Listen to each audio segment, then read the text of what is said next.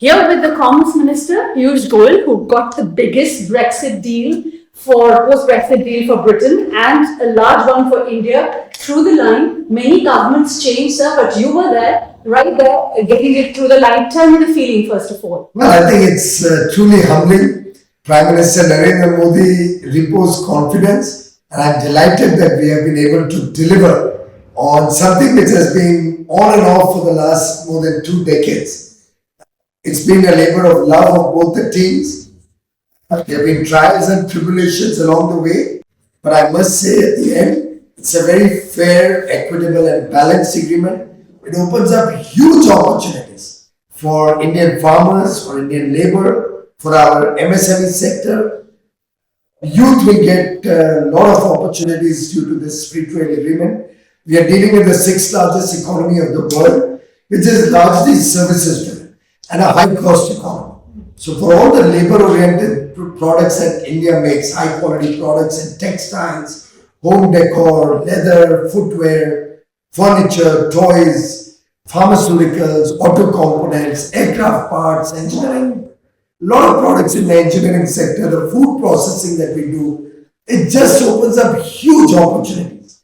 And we've been able to safeguard the interests of the sensitive sectors. So we've not opened up dairy, we've not opened up rice or sugar or any of the sensitive items. So truly something which is great for India and will help us in our journey towards Viksit Bharat 2047. Yes, absolutely. Now, you mentioned challenges a few times. What were your biggest challenges in negotiation? We constantly kept hearing visa was one part of it. Now, tell me the biggest challenge. I think there's a lot of misunderstanding about immigration and visa.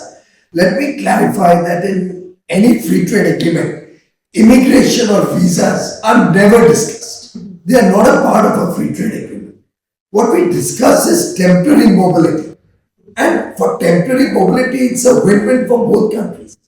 The developed world today needs young Indian talent and skills. But that doesn't mean people are migrating. It's just that they come for a year or 2 years or 3 years, do the assignment and go back.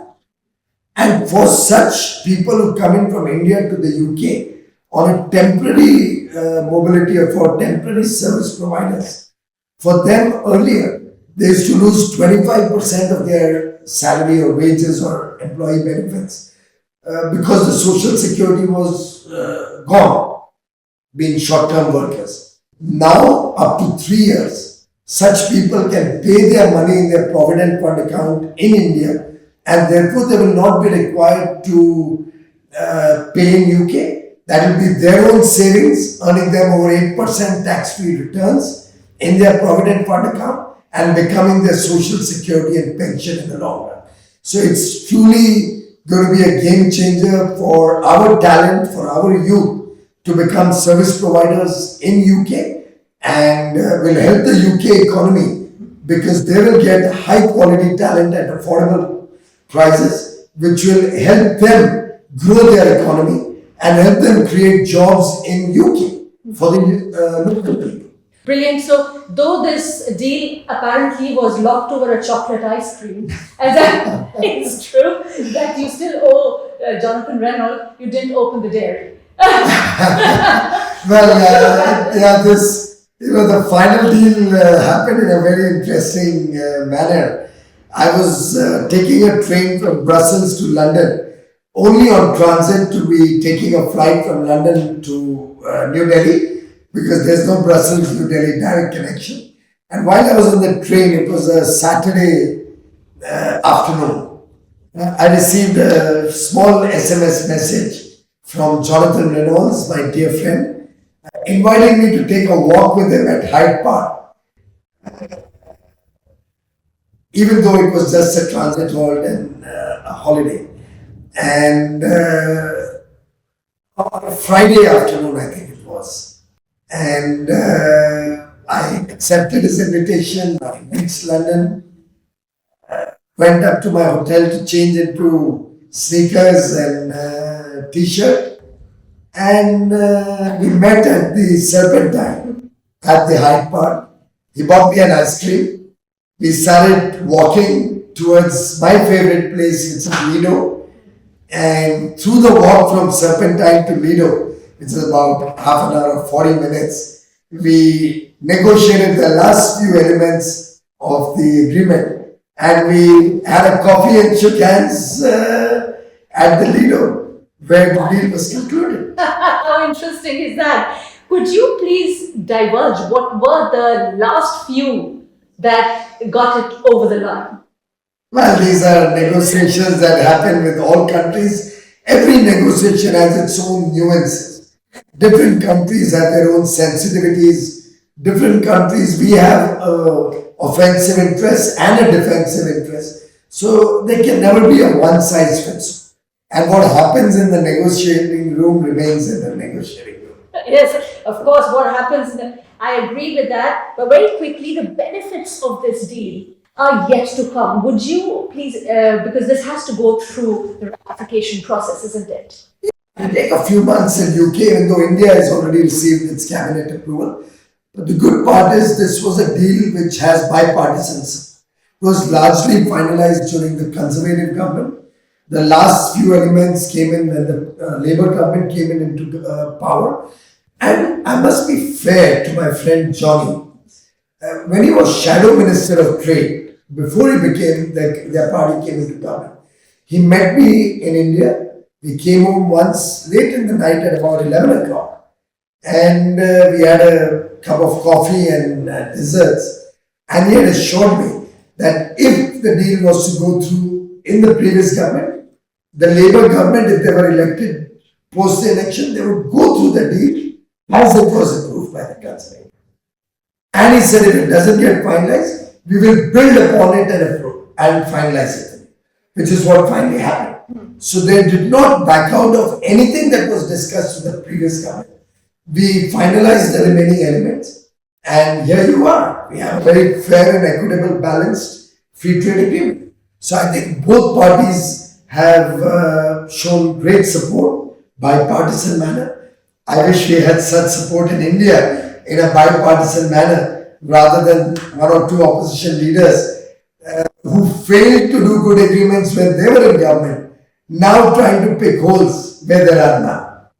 But it has gone through in India. That is brilliant. Just last one on, there was a very brilliant metaphor of cricket given by the Prime Minister. The swing in the miss. And I thought the story for me lies there in the swing in the miss. Because Khalistan issue was raised and economic offenders issue was raised. What about ironing those swing in the miss? Where do you? What was the reaction of the British government on this, on these matters, especially? Well, those are issues that the Foreign Office deals with, and they would have, of course, briefed all of you about these discussions. My focus has been on trade. My focus has been on the free trade agreement and the double contribution convention agreement, which we have very successfully navigated with a straight back. With a straight back? And with a 6 all over the stadium on every subject on both sides. Exactly. So we've ended up with a tie, which is good for both countries, which will be great for my Indian brothers and sisters. Stakeholders from different sectors were present today at Chequers, the Honorable Prime Minister Keith Starmer's summer residence, and there was universal acclaim and excitement in the room. Yes, that's absolutely, I think there is excitement indeed. Before you leave, do you want to give the top 3 takeaways for India for this? Well, it will be great for our labor-intensive industries like textiles, footwear and leather products, toys, furniture, auto components, aircraft components, all the engineering goods that we make. It will be great for our farmers because their produce will get value added and get a big market in United Kingdom free of duty.